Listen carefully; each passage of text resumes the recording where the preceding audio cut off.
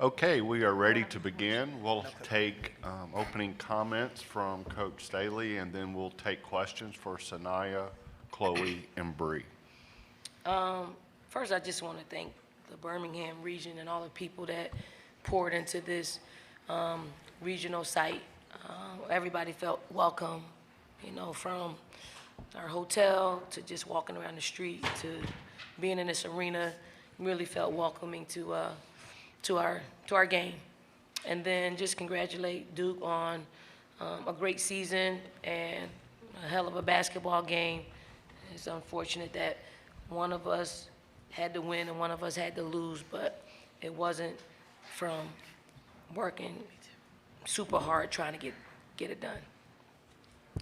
Okay, we'll take questions for the players. We'll begin right here. Cameron T with The Athletic. Chloe, this is for you. I saw you after the game walking around talking to all the South Carolina fans. I think you were hugging, taking pictures with even some of the kids who were in the stands. Between embracing that moment and, in the fourth quarter, you had 8 of your 14, and you had 4 free throws. Just kind of put into words what it's like embracing this moment on the court and also with the fans there as well. Fan-wise, the fans mean so much to me. Those little girls and little boys, they look up to us, and just watching Coach throughout my years here go and really try and say hi and take a picture with everyone, it made me feel like I need to actually do that more. So I feel like that's why I've been doing that more. And then the points, I just made my free throws when it mattered, and then made a few layups, but the free throws were, scary, but yeah. Go to the front left. David Cloninger, Post and Courier. Bree, you had the charge, and then you caught the air ball for the three-pointer there last shot. Most nerve-wracking 20 or so seconds of your life or career? I'd definitely say, yeah. It was great because when I got that charge, our coach, Coach Mary, came up to me and she was like, it's okay, it's all right, you have to get the defensive stop. And I was like, okay, let me just turn the page as quick as possible because I was about to have a meltdown, I ain't gonna lie.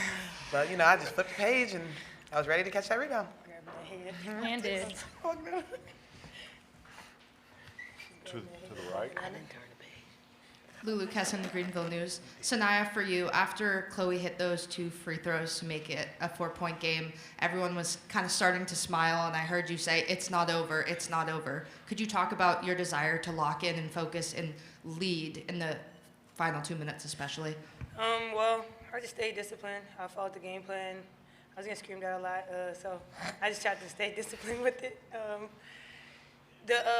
We used to being up, but we wasn't up that much. And when Chloe did make her free throws, I just was like, don't get too high with the highs, too low with the lows, and realize that it's 5 seconds left. It's a lot of time on the clock, and just to stay ready for any and everything. To the left. Hey, y'all. Kareem Copeland, Washington Post. Bree, going into that fourth quarter, you guys were, down 4. What was the conversation that you guys had amongst yourselves before you guys went out there and you immediately, I think it was an 8-0 run to grab the lead again, but what was the conversation going into that moment? It was a really calm environment. We, at halftime, just kind of came together, talked about different things that we saw out there that we felt like we needed to do different. We did have, at one point it was like 2-10, and then they just kept coming back. And I feel like we just kind of felt like we needed to change a few things. I'm not going to say, of course. But I just felt like we had to change a few things, and I feel like it was just our calm energy that helped a lot. I feel like Coach is always calm with us and telling us what we need to do, and I think we did a good job executing. Front left. Sanaya and Bree, along with Raven, it's 4 Final Fours in 4 years. When you signed 4 years ago, I'm sure you wanted that, but did you think that it would come out this way? Yes, I did. I didn't think it would be this good. I'm not gonna lie. This is like something a person would dream of, so yeah. I did because all they do is win here, so. Period. Far right. Cameron T, Athletic. Chloe, I wanted to follow up with something you said. You were talking about your free throws. I'm curious, just you go to line up 2 and you have to hit both those. What's going through your head? Where were your nerves at? Well, Coach drew up a play, and then she said the ball is going to get to me. So I walked out there and I was like, Pow, can you get the ball? Can you get the ball? And Pow was like, girl, what? And go get the ball. So then I got the ball, and then I went to the line, and I was just taking a deep breath. And then I told myself that my coach wanted me to have the ball at the end of the game because she knows I can make my free throws. And then I told myself that I'm really good at basketball, and I made both of them. Yes, Chloe. I was at the 3-point line screaming at him. I'm like, you're unshakable. You're unshakable. You got this. Yeah, before she shot, I'm like, take a deep breath. Take a deep breath. Take a deep breath. So to know your staff, the coaching staff, trust you in that moment. I mean, what does that feel like for you? I know you've been here for 3 years now, but just knowing that moment they trusted you to put the game away there. I mean, it feels amazing because I feel like I just worked so hard, and my process is different. Everyone's process is different, and I'm just so blessed that I'm able to be in that position at the end of the game to go to the Final Four.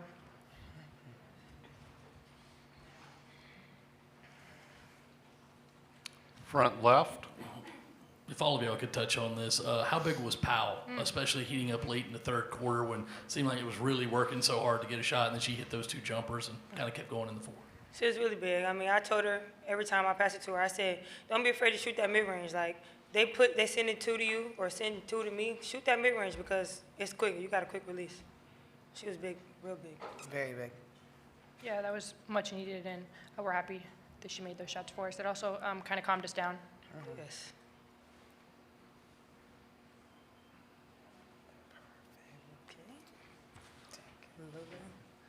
Far right. Sorry, Chloe, just 2 quick follow-ups for you. One, I saw Fagan kind of look at you and tell you to take that deep breath. What has her leadership been like, especially today? And 2, it's pretty obvious to see where your dad is standing during the games, and he seems to look at you. I can't tell if you avoid eye contact with him just before those free throws especially. What do you think was going through his head, and did you look at him? I do avoid him a lot during the game, but I've been actually starting to look at him more because he'd just be saying the right stuff at the right time. I didn't look at him before the free throws because I was scared. But Sanaya, I mean, her leadership means so much. I mean, she's such a big vocal voice out there, and I'm just so proud of how she played today and how she's been playing. And yeah. Any more questions? Okay, ladies, you're dismissed. Thank you. Bye-bye.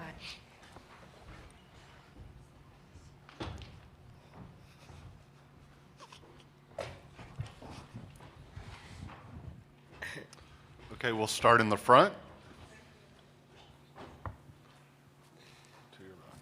Dawn, it seemed like Duke's game plan was to junk it up on defense, try to keep the score low. Just how effective were they at doing that, and how difficult was it to try to solve that?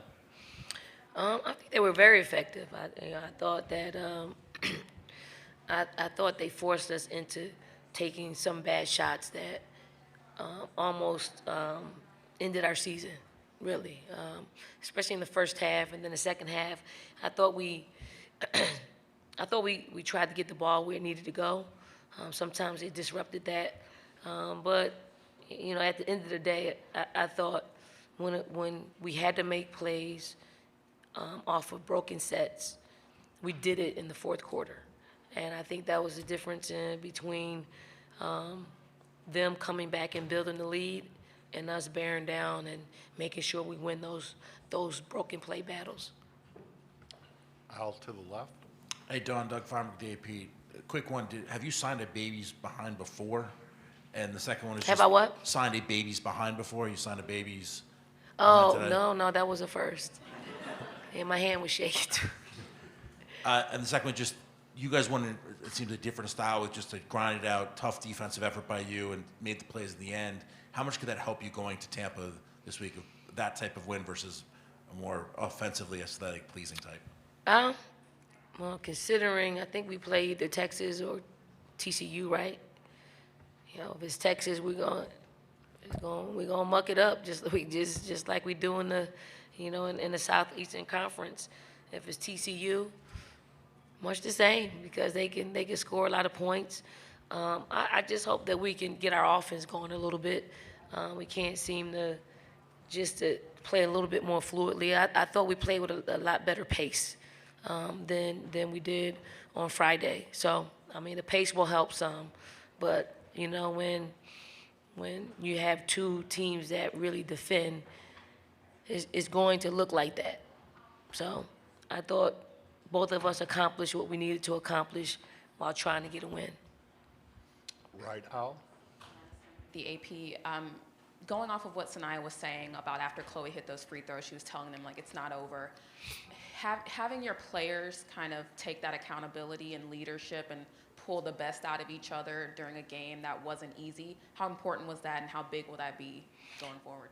I mean, super important. You're hearing from young people who have dealt with things in real time. So I'm not surprised, but I'm proud because they have great self-talk. They have great talk amongst each other. They want each other to do well. They want to win. So it's all communication that's helpful in those moments. Now, we're probably communicating something else, and they're balancing us with that kind of talk, especially out of a timeout. They'll walk on the floor, and they're just talking to each other through what needs to happen. That is a team and players that have played with each other a long time, and the teams and players that have done life skill sessions together, team that's done, the practices and the breakdown. Like, we got the best video coordinator ever. Like, real time, they want to see where they made a mistake in practice. And we'll walk over and we'll look at it and we'll say, hey. And then they'll say, hey, I was out of place, I was wrong. Or, looks like I was right this time. So it's great that we can have those things, impact actually real time, game time, and we're in those situations. To your left. Abby Halpin, USA Today. Coach, I want to ask you about something that happened off the court. Right after the game, before the trophy presentation, you went up to the Carolina basketball band and you shook hands with Dr. Wright and some of the students. What's your relationship like with the band, and why was it so important for you to go up to them afterwards? I think it's customary for us to do. That's one. Two, I just think that, the bands don't probably get enough credit that they deserve. They are at all the sporting events. They are, injecting energy. Like it's when they're playing their songs, like no matter what we're doing, no matter how locked in we are, it just feels familiar. So when they're able to, give us some familiar, you can lock into what needs to happen out there on the floor. And, I really enjoy them. They've been with us, some of them have been here, over the past 4 years, are going to their fourth Final Four. So I just want them to feel a part of it because they really are a part of the atmosphere that's created in the gym. To your left. Hey, Don, Kareem Copeland, Washington Post. Same thing I was asking Bree. What was that message going into the fourth quarter after a rough third, and what does it say about them that they not only responded but immediately responded right at the beginning? Yeah, the message was basically we got to operate. One was the offensive rebounds were killing us. Okay, two, we have to operate in broken plays, right? Because they blew up some of our sets, and then when they blow them up, we have to stay calm, and we have to get a shot at the basket to actually give us an opportunity to make a basket or offensive rebound. But it was just about runs. It was their run. And we just talked about going on one of our runs. Far left. Don, you said Friday that at least on that day you didn't look, I think, like a national championship team. How do you feel now after that game? You went for that? Look, at this point, it's not going to look pretty. Okay, it's not. There are stretches in each game that is not going to look pretty. If you watch all the games, maybe the score at the end of a UConn game is not indicative of how it looked in the first two quarters. So some of it's not going to look as smoothly as us coaches and players envision or how we practice. But you certainly have to get down and play the kind of game that's presented in front of you, and we'll do that. If we're not scoring a whole lot of points, then we got to up our defense. If we're scoring a whole lot of points, we got to up our defense. So it is that type of year that, for us, it's not any blowouts. We have to grind for every single win that we can get and manufacture. Far right. Don, two questions for you. One on Chloe talking about being scared to walk up and take those free throws. I'm curious your thoughts on her growth in this program and what it says about her ability to kind of push through that and nail those free throws. And then two, for you personally, you talk about Birmingham and how much people have really embraced really the whole regional. I'm curious, as someone who's such a figure in this sport, if you've given yourself time over the season to really kind of look at the sport and see just where it's grown and how much it's grown. As far as Chloe, I am super proud of Chloe. Like, Chloe came to us. She skipped her high school year and came to us halfway through the school year. Probably thought it was the worst decision that she made when she was going through it. But then the following year, she was a lot better. But her maturation process from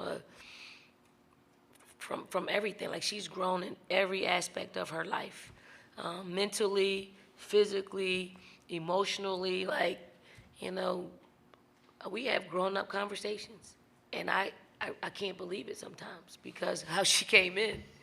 You know, now she's really thought-provoking. Like, she is really asking all the right things. And what I really like about Chloe is, you know, whether she makes you laugh with something that she says, or, you know, or she says something just off the wall, it's her. And she's comfortable in her skin. Like, that's what I want for our players, to get to know who they are, don't care about what anybody else thinks of them, and just continue to move on. But she's growing, right? And then, you know, our game is so good. Like, I feel like everywhere I go, I feel the love. And, like, everywhere. Like, it's incredible how much people recognize, you know, a figure like myself in women's basketball. Like, I mean, I could walk our campus, and students are coming up to me saying, my dad loves you, my mom loves you, right? We're here in Birmingham. You know, walk through our hotel, you know, you walk around. They weren't all Gamecock fams. You know, they were people who are part of this community, you know, wanting pictures and wanting autographs and just showing their appreciation. Like, it's an honor to give it back to them. Like, it truly is an honor. It's a necessity, and it's something that we have to do, but, you know, the love is felt. Very back. Cora Hall for the USA Today Network. Don, Sanaya has been, you know, so crucial for you guys this postseason. You went with the seniors and Chloe in that fourth quarter. How would you describe the trust that you have in, you know, Sanaya, and you know, what's it like to see her become that player that you trust to, you know, help get the team across the line to make the Final Four? I mean, Fagan's been a part of our program for 4 years now. Like, her growth, her maturation process has just been on an upward trajectory. You know, I've always said she was the most talented big. Like, you know, whatever big that was on our roster, she was the most talented as far as being able to make moves and understand the game and communicate the game. To see her just out there performing like a senior, that's what you want. I wanted her there a lot sooner than this year, but, you know, people's process are their process. You know, we try to fast track it, but some of them just have to go through it. And once they've gone through it, you know, it's not very much communication that's needed. They just go out there and do it. So, very happy. We got to lean on her for, you know, hopefully 2 more games, and they'll you know, that entire class will leave here as the most decorated if they can get another championship. To the front, right, left. Joyce hasn't had a great 3-game stretch. Just what's the mentality there? How do you kind of treat that going into this Final Four? 'Cause, I mean, she is your lead scorer, but she seems to have kind of struggled. Yeah, I mean, teams are scheming. Like, it's a gift and a curse that, you know, you're our leading scorer. So people are going to, you know, zero in on that and scheme to cut her production in half. And because of that, you see there's a short gap between us winning and losing basketball games. Just got to talk her through things. Don't overcomplicate things. We're just trying to simplify, just really simplify things for her. But things are coming fast at her. So it's hard. I mean, I know she wants to play well. I know she wants to help our basketball team. But sometimes, in situations like this, I mean, you've helped us all season long. And it's okay to allow some other players to help in those situations. But hopefully, we have a week of practice where we can get back and simplify, and hopefully we can show her some film where she can be effective. But we need her. If we're going to win a national championship, we need better production from Joyce. We'll go here, and then we'll conclude with a question on Zoom. Hey, Coach, just when you look back on this team, I know the job's not finished, but when you look back on this team specifically, at the end from the end of the regular season to now, just what intangibles do you think you'll remember, and what are those intangibles that you think help them get through games like they did today? I mean, I know I'm sounding like a broken record, but we've handled things in real time. Like, I really don't think I've had a team that has been able to communicate as early. Like, when we see something, we act, like look, sound, feel. Like, they will say what's happening, and you can deal with it in that moment. They don't wait until a week later. Like, they really want to win. They really want to be the best that they can be, and they're unafraid to be vulnerable and discuss shortcomings. They just want to know, how I can hurdle that and what I need to do to get through that moment. And we can be us as coaches. We can just, okay, she wants this. She really wants this. Like, let's talk about it. So that's been pretty cool that this team is able to give in to real talk. And I think that's what gets us over the hump. Like, they just talked about what their process is in stressful situations, and they talk their way through them, and they help each other out, and then we execute.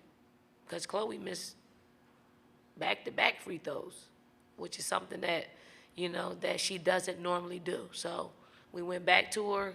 She finished it. Now she's a lot more confident than she was after she missed those 2 free throws. Okay, we'll go to Jonathan on Zoom. Jonathan Dowers from Light on College Sports. Coach Staley, the landscape of college athletics is constantly changing with the transfer portal and NIL. Can you talk about how you've been able to adjust and adapt to have your team make it to 5 straight Final Fours in this climate? We've done it with great communication. We've done it with great parents. We've done it with a roster full of players that you can real talk to. Like, I don't think we're paying the most in the NIL space, but I don't even know if it's fair, to be quite honest. It's what it is, and then I just think that the state of our game is forever changing, and although with the revenue sharing coming up, it's supposed to streamline things, but we're right in the middle of change, and we either have to be able to pivot and deal with it and communicate what needs to happen, or we're gonna have to retire and go into a different profession. But I think it boils down to just communication. You either have it or you don't in the NIL space, and then you just have to communicate that to agents and parents and give them a choice. You got the non-negotiables, you got priorities. What are your priorities?